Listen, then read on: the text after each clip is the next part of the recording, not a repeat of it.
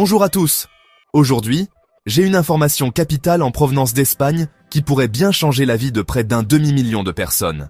L'Espagne est sur le point de lancer l'une des plus vastes opérations de régularisation de son histoire.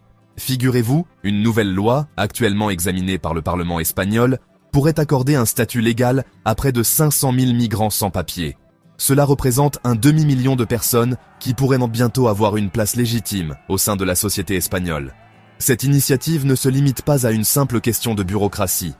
Elle est soutenue par des mouvements citoyens et des organisations sociales, qui militent en faveur de réformes à la fois humanitaires et économiques. Alors, comment cela a-t-il pu voir le jour ? Le gouvernement espagnol a repris une proposition d'initiative citoyenne pour un examen en procédure accélérée. Cette proposition vise à accorder un permis de séjour pour circonstances exceptionnelles aux migrants arrivés en Espagne avant le 31 décembre 2024. Si tout se déroule comme prévu, environ 470 000 personnes pourraient bénéficier de cette nouvelle loi.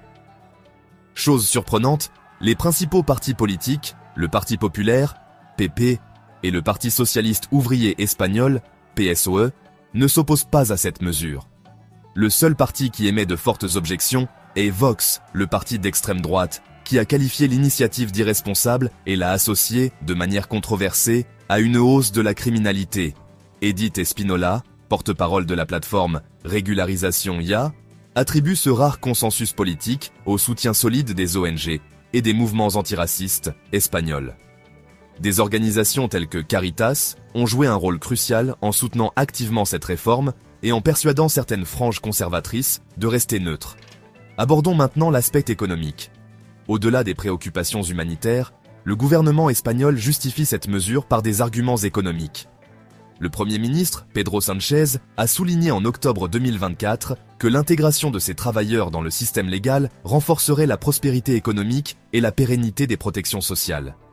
Actuellement, près de 500 000 personnes en situation irrégulière ne cotisent ni aux caisses sociales ni fiscales, ce qui représente un manque à gagner financier considérable pour l'État. Edith Espinola souligne que cette économie souterraine complique la planification des services publics et engendre un déficit de gouvernance qu'il est urgent de corriger. Cette régularisation pourrait également clarifier le statut de milliers de demandeurs d'asile, actuellement bloqués dans un imbroglio administratif en raison de précédentes réformes du droit de l'immigration. Si elle est adoptée, il s'agira de la plus importante régularisation depuis 2005 et elle concernera 2 fois plus de personnes que la dernière opération de ce genre. Alors, que pensez-vous de cette décision audacieuse de l'Espagne de régulariser près d'un demi-million de migrants en situation irrégulière ? Partagez vos réflexions dans les commentaires ci-dessous et n'oubliez pas de liker la vidéo et de vous abonner pour plus d'actualités et d'analyses approfondies sur les nouvelles du monde. Merci de nous avoir suivis. Merci de bien vouloir activer la cloche et de cliquer sur j'aime.